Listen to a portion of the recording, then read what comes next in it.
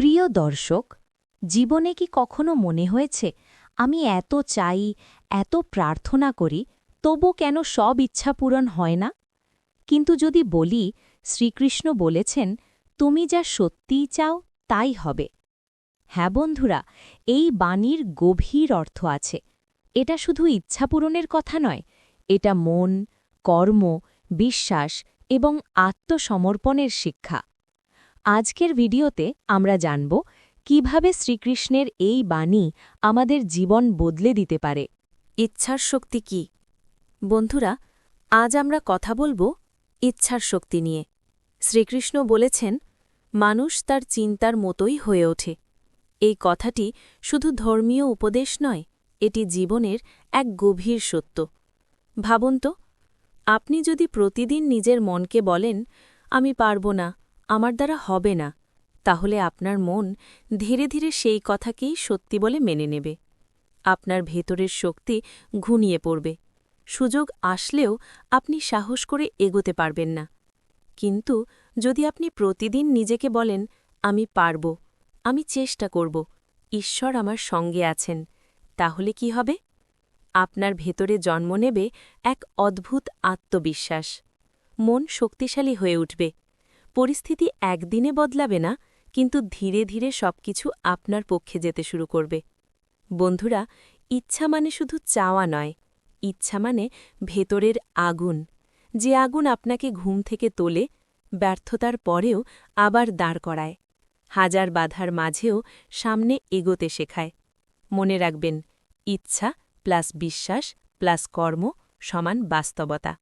শুধু মনে মনে ভাবলেই হবে না, শুধু প্রার্থনা করলেই হবে না, শুধু স্বপ্ন দেখলেই হবে না। যদি আপনার ইচ্ছার সাথে যুক্ত হয় অটুট বিশ্বাস, আর সেই বিশ্বাসকে সমর্থন করে নিয়মিত কর্ম, তাহলেই সৃষ্টি হয় অলৌকিক পরিবর্তন। ভগবদ্গীতাতে কৃষ্ণ অর্জুনকে শিখিয়েছিলেন, দুর্বলতা নয়, শক্তিকে জাগাও, ভয় নয়, বিশ্বাসকে আঁকড়ে ধরো, কর্ম ছাড়া ফল আসে না। ধরুন, আপনি জীবনে বড় কিছু করতে চান, কিন্তু প্রথম বাধাতেই ভেঙে পড়লেন, তাহলে বোঝা যাবে আপনার ইচ্ছা ছিল দুর্বল। কিন্তু যদি বারবার ব্যর্থ হওয়ার পরেও বলেন, না, আমি থামব না, তাহলেই বুঝবেন আপনার ইচ্ছা সত্যিকারের শক্তিশালী। বন্ধুরা, বিশ্বের প্রতিটি সফল মানুষের পেছনে আছে একটা দৃঢ় ইচ্ছাশক্তি। তারা প্রথমে বিশ্বাস করেছে, তারপর কাজ করেছে, তারপর ফল পেয়েছে। তাই আজ থেকেই নিজের মনকে বদলান, নিজের ভেতরের কথাগুলোকে ইতিবাচক করুন, নিজেকে ছোট ভাবা বন্ধ করুন, কারণ আপনি যেমন ভাববেন আপনি তেমনই হয়ে উঠবেন। শেষে শুধু এটুকু বলি, শুধু চাওয়া নয়, চাওয়ার পেছনে থাকতে হবে দৃঢ় মন, অটুট বিশ্বাস এবং নিরন্তর কর্ম। তাহলেই আপনার ইচ্ছা একদিন বাস্তবে রূপ নেবেই। মনই সবকিছুর মূল। বন্ধুরা, আজকের বিষয় মনই সবকিছুর মূল। ভগবদ্গীতায় শ্রীকৃষ্ণ বলেছেন, মনই মানুষের বন্ধু, মনই মানুষের শত্রু। এই একটি বাক্যের মধ্যেই লুকিয়ে আছে জীবনের গভীর সত্য। ভাবুন তো, আপনি জীবনে যা কিছু অর্জন করতে চান তা কি বাইরে থেকে শুরু হয়? না, সব কিছু শুরু হয় আপনার মনের ভিতর। আপনি যদি বড় স্বপ্ন দেখেন, সেটা আগে মনে জন্মায়। আপনি যদি ভয় পান, সেটাও আগে মনে জন্মায়। আপনি যদি কাউকে ভালোবাসেন বা ঘৃণা করেন, সেটাও প্রথমে মনের মধ্যেই তৈরি হয়। তাই মন হল বীজের মতো। যে বীজ আপনি মনে বপন করবেন, জীবনে সেই ফলই পাবেন।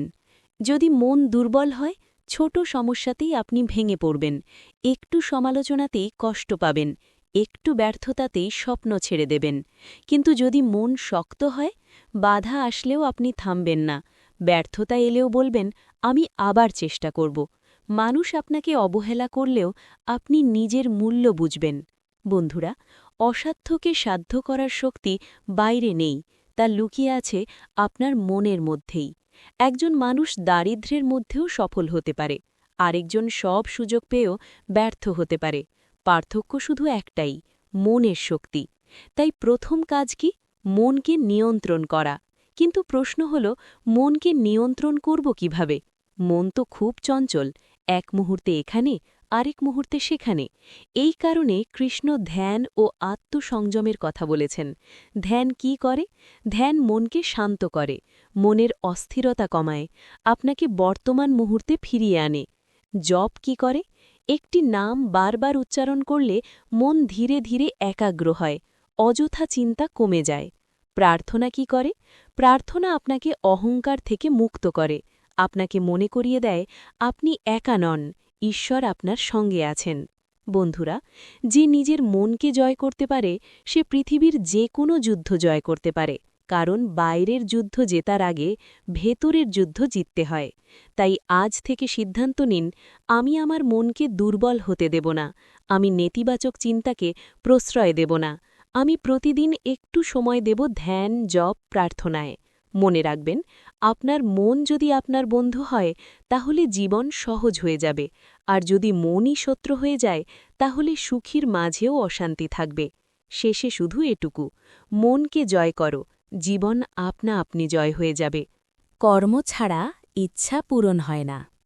বন্ধুরা, আজকের গুরুত্বপূর্ণ বিষয়, কর্ম ছাড়া ইচ্ছা পূরণ হয় না। শ্রীকৃষ্ণের বিখ্যাত বাণী, কর্ম করো, ফলের আশা করো না। এই অমর শিক্ষা আমরা পাই ভগবদ্গীতাতে। কিন্তু অনেকেই এই কথার অর্থ ভুল বোঝেন। অনেকে ভাবেন, আমি তো চাইছি, ঈশ্বর আছেন, তিনি সব করে দেবেন। না বন্ধুরা, কৃষ্ণ কখনো অলসতাকে সমর্থন করেন না। তিনি কখনো বলেননি, বসে থাকো, সব ঠিক হয়ে যাবে। কৃষ্ণ অর্জুনকে কি বলেছিলেন? যুদ্ধক্ষেত্রে দাঁড়িয়ে তিনি বলেননি, তুমি শুধু প্রার্থনা করো। তিনি বলেছেন, উঠে দাঁড়াও, যুদ্ধ করো, নিজের কর্তব্য পালন করো। এটাই কর্মযোগ। তুমি যা চাও তার জন্য তোমাকেই কাজ করতে হবে। তুমি সফলতা চাইছ, তাহলে প্রতিদিন পরিশ্রম করতে হবে। ঘুম, আলস্য, অজুহাত এগুলো ছাড়তে হবে। তুমি শান্তি চাইছ, তাহলে রাগ, হিংসা, অহংকার ত্যাগ করতে হবে। মন পরিষ্কার না করলে শান্তি আসবে কিভাবে? তুমি সম্মান চাইছ, তাহলে আগে অন্যকে সম্মান দিতে শিখতে হবে। বন্ধুরা, শুধু ইচ্ছা করলেই ফল আসে না। ইচ্ছা হল বীজ, কর্ম হল জল আর যত্ন। যত্ন না নিলে বীজ কখনো গাছ হবে না। মনে রাখবে, ইচ্ছা মানে দায়িত্ব। তুমি যখন কিছু চাও তখন সেই চাওয়ার সাথে যুক্ত হয় দায়িত্ব। দায়িত্ব নিজের প্রতি, নিজের স্বপ্নের প্রতি, নিজের কর্তব্যের প্রতি। ঈশ্বর সাহায্য করেন, কিন্তু তাদেরই সাহায্য করেন যারা নিজেরা চেষ্টা করে। তাই আজ থেকে শুধু চাইব না, কাজও করব। শুধু স্বপ্ন দেখব না, স্বপ্ন পূরণের পথে হাঁটব।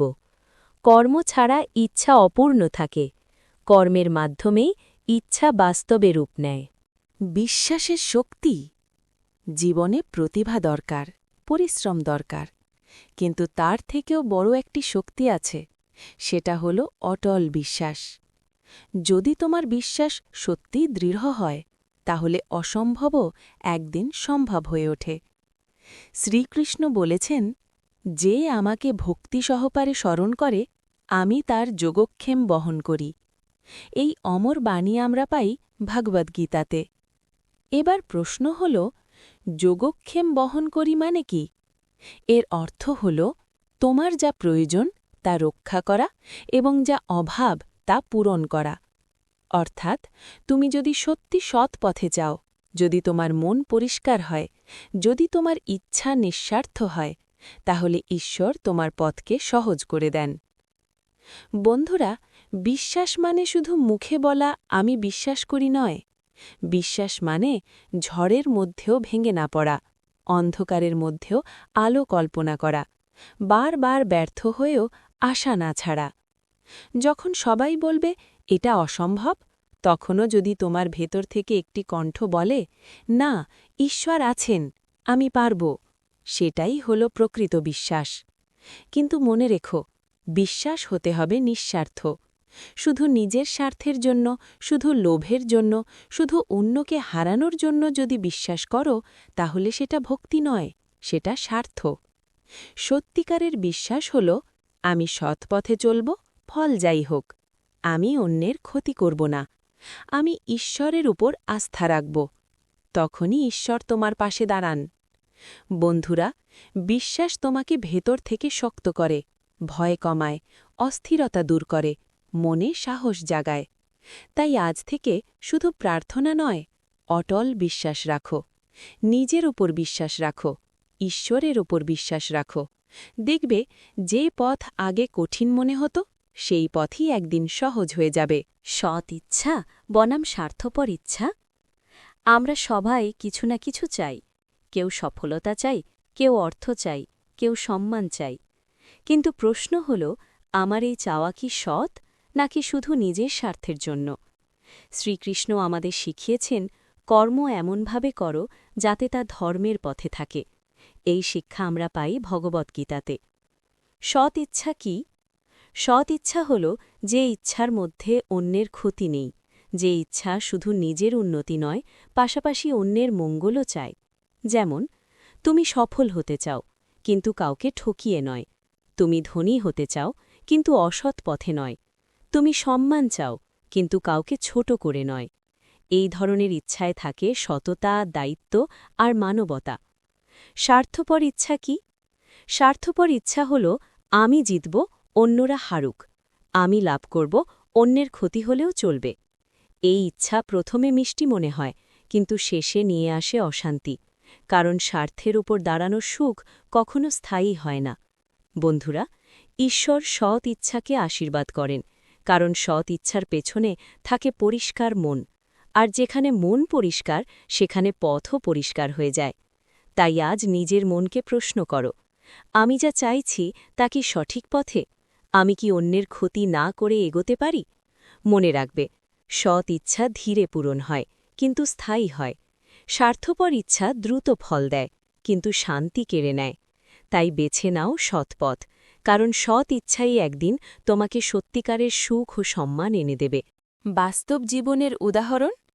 এখন আমরা কথা বলবো বাস্তব জীবনের উদাহরণ নিয়ে। কারণ শুধু তত্ত্ব জানলেই হবে না, জীবনে তার প্রয়োগই আসল বিষয়। ধরুন, একটি ছাত্র বড় হয়ে ডাক্তার হতে চায়। এটি তার ইচ্ছা। কিন্তু যদি সে শুধু বলে আমি ডাক্তার হব, আর পড়াশোনা না করে, সময় নষ্ট করে, তাহলে কি সে সফল হবে? না। কিন্তু যদি সে প্রতিদিন নিয়ম করে পড়ে, বন্ধুরা বাইরে খেললেও নিজের লক্ষ্য ভুলে না যায়, ব্যর্থ পরীক্ষার পরেও আবার উঠে দাঁড়ায়, তাহলে একদিন সে সফল হবেই। এটাই ইচ্ছা প্লাস বিশ্বাস প্লাস কর্মের বাস্তব উদাহরণ। আরেকটা উদাহরণ দিই। ধরুন, একজন ব্যবসায়ী সৎভাবে ব্যবসা করতে চায়। শুরুর দিকে লাভ কম হতে পারে, অনেকে তাকে ঠকাতে পারে, কিন্তু সে যদি সততা না ছাড়ে, ধীরে ধীরে মানুষের বিশ্বাস অর্জন করবে। একদিন সেই বিশ্বাসই তার সবচেয়ে বড় সম্পদ হয়ে উঠবে। এই শিক্ষা আমরা পাই ভগবদ্গীতার মূল ভাবনা থেকে। কর্ম করো, সৎ পথে থেকো, ফল নিজে থেকেই আসবে। আরেকটা ছোট্ট উদাহরণ। তুমি যদি পরিবারে শান্তি চাও, কিন্তু নিজেই রাগী স্বভাবের হও, তাহলে শান্তি আসবে কিভাবে? তোমাকেই আগে বদলাতে হবে, তোমাকেই আগে নরম হতে হবে। শ্রীকৃষ্ণ আমাদের শিখিয়েছেন, বাইরের পৃথিবী বদলানোর আগে নিজের মনকে বদলাও। বন্ধুরা, বাস্তব জীবনেই আমরা প্রতিদিন প্রমাণ পাই যে মানুষ নিজের মনকে শক্ত করে, সৎ ইচ্ছা রাখে আর নিয়মিত কর্ম করে, তাকে শেষ পর্যন্ত কেউ আটকাতে পারে না। তাই শুধু শুনে অনুপ্রাণিত হবেন না, আজ থেকেই ছোট ছোট কাজে এই শিক্ষাগুলো প্রয়োগ করুন। প্রতিদিন একটু উন্নতি করুন, নিজের লক্ষ্যকে সামনে রাখুন। দেখবেন, কিছু মাস পর আপনি নিজেই নিজের পরিবর্তন দেখে অবাক হবেন। জীবনের বড় শিক্ষা। আমরা প্রায়ই শুনি, তুমি যা চাও তাই হবে। কিন্তু এই কথার আসল মানে কি? এর মানে এই নয় যে শুধু মনে মনে কিছু চাইলেই তা হয়ে যাবে। এর আসল অর্থ হল, তুমি যেমন মানুষ হতে চাও, তেমনই ধীরে ধীরে হয়ে উঠবে। এই শিক্ষা আমরা গভীরভাবে বুঝতে পারি ভগবদ্গীতার দর্শন থেকে, যেখানে শ্রীকৃষ্ণ বারবার বলেছেন, মানুষ তার চিন্তা ও কর্মের ফলেই নিজেকে গড়ে তোলে। ধরো, তুমি যদি শান্ত মানুষ হতে চাও, কিন্তু প্রতিদিন রাগ করো, অন্যকে কষ্ট দাও, নিজের আবেগ নিয়ন্ত্রণ না করো, তাহলে কি তুমি শান্ত হতে পারবে? না, শান্ত হতে চাইলে আজ থেকেই শান্ত আচরণ শুরু করতে হবে। কথায় নম্রতা আনতে হবে, রাগের মুহূর্তে নিজেকে থামাতে শিখতে হবে। আবার ধরো, তুমি যদি সফল হতে চাও, তাহলে আজ থেকেই শৃঙ্খলা শুরু করো। সকালে সময়মতো ওঠা, কাজে নিয়মিত হওয়া, অজুহাত না খোঁজা, এই ছোট ছোট অভ্যাসই একদিন বড় সফলতা এনে দেয়। বন্ধুরা, ভবিষ্যৎ হঠাৎ করে তৈরি হয় না। ভবিষ্যৎ তৈরি হয় আজকের সিদ্ধান্তে। আজ তুমি যা করছো, আগামীকাল তুমি তাই পাবে। তুমি যদি ভালো মানুষ হতে চাও, আজ থেকেই ভালো কাজ শুরু করো। তুমি যদি সম্মান পেতে চাও, আজ থেকেই অন্যকে সম্মান দাও। তুমি যদি শক্ত হতে চাও, আজ থেকেই দুর্বলতার বিরুদ্ধে লড়াই শুরু করো। মনে রাখবে, স্বপ্ন ভবিষ্যতের, কিন্তু কাজ আজকের। তাই একদিন করব বলো না, বলো আজ থেকেই শুরু করছি। কারণ সত্যি, তুমি যা চাও তাই হবে, যদি তুমি সেই অনুযায়ী নিজেকে গড়ে তুলতে শুরু করো। বন্ধুরা, আজকের আলোচনার শেষ পর্যায়ে এসে একটা কথা পরিষ্কার। শ্রীকৃষ্ণের এই বাণী কোনো জাদু নয়, এটি কল্পকাহিনী নয়, এটি হল জীবনের বিজ্ঞান। আমরা যা ভাবি, যা বিশ্বাস করি, যার জন্য কাজ করি, ধীরে ধীরে আমরা সেদিকেই এগিয়ে যাই। এই শিক্ষা আমরা গভীরভাবে পাই ভগবদ্ গীতার দর্শন থেকে। কৃষ্ণ আমাদের শিখিয়েছেন, ইচ্ছা রাখো, কিন্তু সেই ইচ্ছাকে সৎ রাখো। পরিশ্রম করো, কিন্তু ফলের অহংকার করো না। বিশ্বাস রাখো, কিন্তু অলস হয়েও না। ধর্মের পথে থেকো, কিন্তু অন্যের ক্ষতি করে নয়। তুমি যা সত্যিকারের হৃদয় থেকে চাও, তার জন্য পরিশ্রম করো। নিজেকে প্রতিদিন একটু একটু করে উন্নত করো। বিশ্বাস রাখো যে তোমার প্রচেষ্টা বৃথা যাবে না, আর ফল ঈশ্বরের হাতে ছেড়ে দাও। তখন দেখবে, ধীরে ধীরে তোমার চিন্তা বদলাচ্ছে, তোমার অভ্যাস বদলাচ্ছে, তোমার চরিত্রও বদলাচ্ছে, আর একসময় তোমার জীবনও বদলে যাবে। বন্ধুরা, বড় পরিবর্তন একদিনে আসে না, ছোট ছোট সৎ সিদ্ধান্তের মাধ্যমে আসে। তাই আজ একটি ইচ্ছা ঠিক করো, একটি সৎ ইচ্ছা, যা শুধু তোমার নয়, অন্যেরও মঙ্গল বয়ে আনবে। তার জন্য আজ থেকেই কাজ শুরু করো, আজ থেকেই শৃঙ্খলা নাও, আজ থেকেই বিশ্বাস রাখো। দেখবে, একদিন সত্যিই গর্ব করে বলতে পারবে, তুমি যা চাও তাই হয়। যদি এই ভিডিও ভালো লেগে থাকে, লাইক করুন, কমেন্টে লিখুন জয় শ্রীকৃষ্ণ, আর চ্যানেলটি সাবস্ক্রাইব করুন আধ্যাত্মিক ভিডিওর জন্য।